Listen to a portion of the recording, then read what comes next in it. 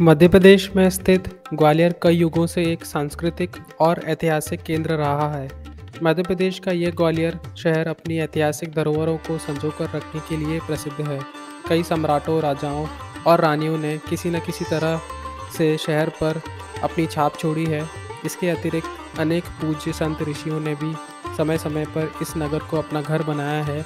वास्तव में शहर का नाम एक प्रसिद्ध साधु संत ग्वालिपा के नाम पर रखा गया है। हेलो गाइस, तो आज हम आए हैं मोहम्मद गौस और तानसेन के मकबरे पर। मोहम्मद गौस तानसेन के गुरु थे और तानसेन को तो आप सब जानते ही हैं, संगीत सम्राट। और आज मैं आपको पूरा मकबरा दिखाता हूँ। पीछे आप लोग देख सकते हैं वो मोहम्मद गौस का मकबरा है और पीछे साइड तानसेन का मकबरा है। आपको लेकर चलता हूँ वहाँ पर। संगीत हमारे गमों को भुलाने का काम करता है। संगीत पिछड़ों को भी मिलाने का काम करता है। आज के समय में तो कई राष्ट्र तो सिर्फ और सिर्फ संगीत की वजह से ही अपनी पहचान पूरे विश्व में बनाने में सफल हुए हैं। भारतवर्ष में भी संगीत की परंपरा काफ़ी प्राचीन रही है। प्राचीन समय में राजा महाराजा अपने दरबार में संगीत का भव्य आयोजन करवाते थे और आनंद की प्राप्ति लेते थे। धीरे धीरे यह एक परंपरा के रूप में लगभग सभी राज्यों में मनोरंजन का एक साधन बन गया। नए नए कलाकार इस संगीत की दुनिया से जुड़ना पसंद करने लगे। आखिर हो भी क्यों ना, इनकी मेहनत इनके संगीत में जो झलकती थी। दोस्तों, आज इस वीडियो में हम संगीत के सम्राट यानी तानसेन जी के मकबरे के बारे में बात करेंगे। तो आइए चलते हैं तानसेन जैसी महान आत्मा के दर्शन करने। सामने है ग्वालियर की सांस्कृतिक विरासत से जुड़े एक संत मोहम्मद गौस चतारी का मकबरा और उनके बगल में बना है संगीत सम्राट तानसेन का मकबरा। शाह सुल्तान हाजी हमीद मोहम्मद गौस उर्फ मोहम्मद गौस 16वीं शताब्दी के संगीतकार और शतारी क्रम के सूफी संत थे। उन्हें 3 मुगल सम्राटों बाबर, हुमायूं और अकबर द्वारा उच्च सम्मान में रखा गया। मोहम्मद गौस ने 1526 में ग्वालियर के किले पर बाबर की विजय में एक महत्वपूर्ण भूमिका निभाई थी। संत ने मुगल सेना प्रमुखों को शहर में अपनी उपस्थिति स्थापित करने के लिए राजनीति का सुझाव भी दिया था। मोहम्मद गौस हुमायूं के शिक्षक भी थे। हुमायूं की गुप्त विद्याओं में विशेष रुचि थी। इससे मोहम्मद को मुगल दरबार में एक अनुकूल स्थिति हासिल करने में मदद मिली। ग्वालियर किले पर विजय प्राप्त करने में बाबर की सहायता करने के बाद मोहम्मद गौस को ज़मीन का एक बड़ा क्षेत्र दिया गया, जहां उन्होंने एक धर्मशाला बनाई। यह स्थान कलात्मक और रचनात्मक रुचि रखने वाले लोगों के लिए एक केंद्र बन गया। कई गायकों और कलाकारों ने अपने जुनून को आगे बढ़ाने के लिए मोहम्मद गौस से संरक्षण और समर्थन प्राप्त किया। ऐसे ही एक छात्र थे रामतनु मिश्रा, जिन्हें संगीत सम्राट तानसेन के नाम से अधिक जाना जाता है, जो अंततः बादशाह अकबर के दरबार में 9 रत्नों में से एक बने। तानसेन का प्रारंभिक संगीत प्रशिक्षण स्वामी हरिदास के अधीन था। बाद में वह मोहम्मद गौस के साथ जुड़ गए, जिसने उनके संगीत में सूफी प्रभाव डाला। तानसेन का मकबरा एक खुले मंडप और एक इमली के पेड़ के साथ काफ़ी सरल संरचना है, जो उनके शिक्षक के भव्य मकबरे के ठीक बगल में स्थित है। मोहम्मद गौस के मकबरे की वास्तुकला अकबर के शासन के दौरान 1563 में उनकी मृत्यु के कुछ समय बाद बनाया गया। मोहम्मद गौस का मकबरा प्रारंभिक मुगल वास्तुकला के बेहतरीन नमूनों में से एक है। कोई भी भारतीय वास्तुकला के प्रभाव को आसानी से देख सकता है, विशेष रूप से गुजरात और राजस्थान से, जो अंततः भारत मुस्लिम वास्तुकला में विकसित हुआ।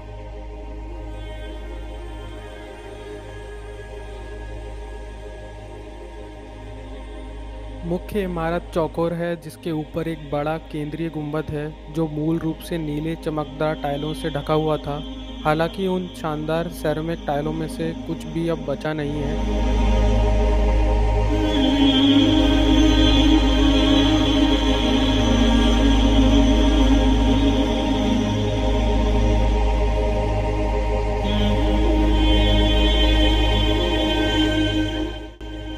सामने जो जालीदार पैटर्न है वो मुख्य मकबरे के कक्ष में प्रकाश और हवा को फिल्टर करके एक ठंडा और परिवेशी वातावरण बनाने में मदद करते हैं।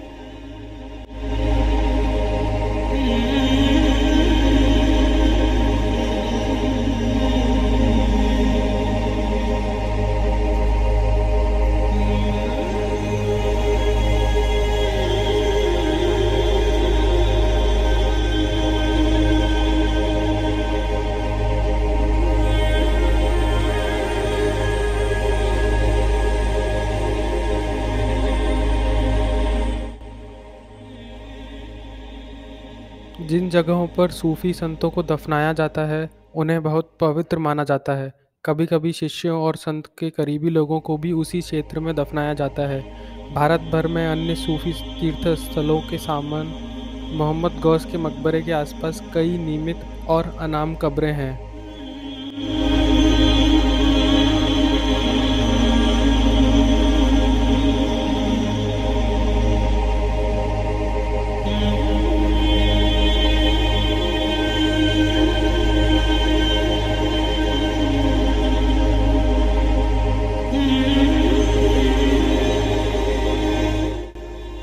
ग्वालियर में दो और जगह बहुत ज़्यादा प्रसिद्ध हैं, जो है जय विलास पैलेस और ग्वालियर फोर्ट। इन दोनों जगह का वीडियो का लिंक मैंने डिस्क्रिप्शन में दिया है। अगर आप मेरे चैनल पर नए हैं और वो वीडियोस देखना चाहते हैं तो डिस्क्रिप्शन में दिए लिंक पर क्लिक करें।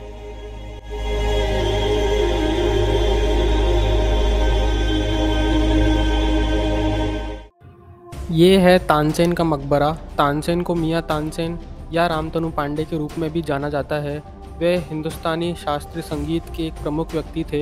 एक हिंदू गौर ब्राह्मण परिवार में जन्मे, उन्होंने आधुनिक मध्य प्रदेश के उत्तर पश्चिमी क्षेत्र में अपनी कला सीखी और सिद्ध की। उन्होंने अपने करियर की शुरुआत की और अपना अधिकांश व्यस्तत्व जीवन रीवा के हिंदू राजा रामचंद्र सिंह के दरबार और संरक्षण में बिताया, जहां तानसेन की संगीत क्षमताओं और अध्ययन ने व्यापक प्रसिद्धि प्राप्त की।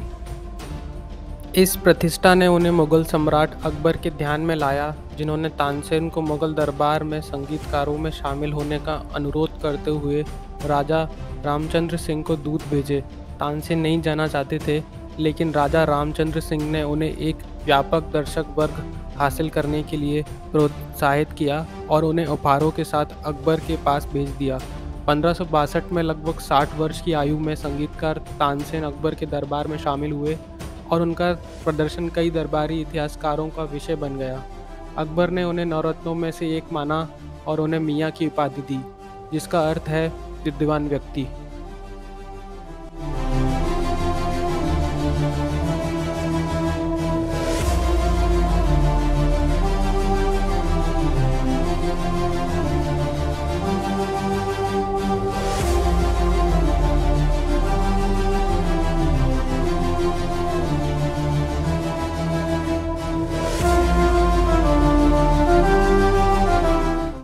ये सामने जो इमली का पेड़ है, ये बहुत खास पेड़ है। इस पेड़ के पत्तों को खाने से सुर और भी ज़्यादा सुरीले हो जाते हैं। तानसेन के बारे में अलग अलग चीज़ें सुनने को मिलती हैं। वो सारी चीज़ें मैं आपको वीडियो में आगे बताऊंगा, बस वीडियो एंड तक देखना। तानसेन के बारे में सुनने को मिलता है कि जब वो अकबर के दरबार में शामिल हो गए थे, तब अकबर ने उनसे दीपक राग गाने के लिए कहा था। ये वही दीपक राग है जिसको गाने से आसमान से आग बरसने लगती थी, दीपक अपने आप जल जाते थे और इसको गाने वाला आग से जलकर मर जाता था। इसकी वजह से तानसेन ने दीपक राग गाने से पहले अपनी बेटियों को कहा था कि जैसे ही वो दीपक राग खत्म करें, फिर वो मल्हार राग गाने लगे। ये वही राग है जिससे बारिश होने लगती थी। इसी राग की वजह से तानसेन की जान बची थी। तानसेन के बारे में एक और इंटरेस्टिंग स्टोरी है। ग्वालियर से 45 किलोमीटर दूर बेहद गांव में एक शिव मंदिर है। कहा जाता है ये मंदिर तानसेन की आवाज़ की वजह से टेढ़ा हो गया था। मोहम्मद गौस के मकबरे के पीछे एक और मकबरा है। कहते हैं ये उनकी बेगम बहू साहिबा का मकबरा है।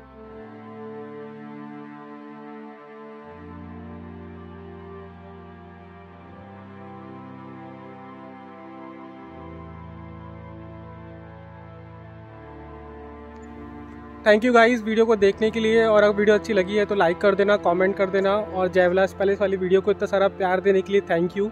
और होपफुली आप इस वीडियो को भी बहुत सारा प्यार देंगे, और जिन्होंने अब तक सब्सक्राइब नहीं किया है प्लीज़ इस चैनल को सब्सक्राइब कर देना।